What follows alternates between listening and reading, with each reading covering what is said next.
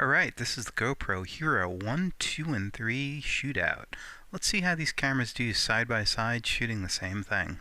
The first thing you'll probably notice right off is that the Hero 1 image quality right out of the box is probably the most contrasty and saturated. If you look at the Hero 3, we shot this in the RAW mode and it's very flat and unsaturated. It does buy you a little bit extra, but let's see how we corrected it up. Probably a little bit too much saturation here, but not bad for a quick correction. The Hero 2 is ungraded, it's just out of the box, off the card shot, and it doesn't look bad. Probably could just use a little bit of a contrast adjustment. So we're doing some of these shots just to see how the cameras handle dynamic range, highlights, lens flare, and we're just going to cruise around town for a few minutes and get some interesting shots and see what we get. We took off the color correction again on the Hero 3 so you can see what that looks like.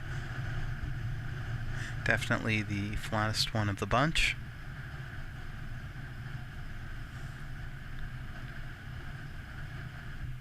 And on a country road, we're in pretty flat lighting.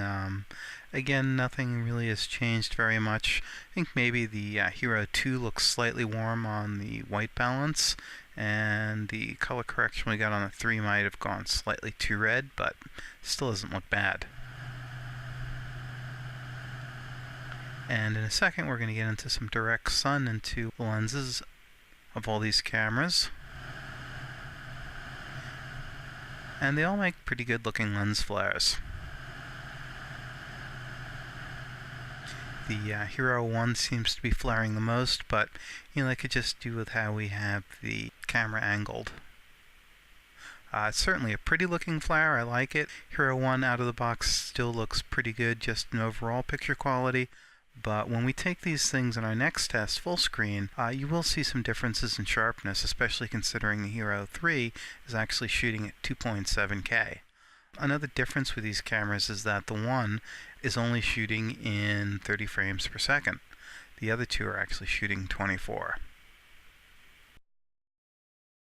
Another interesting thing I found is that these cameras didn't run exactly in sync with each other.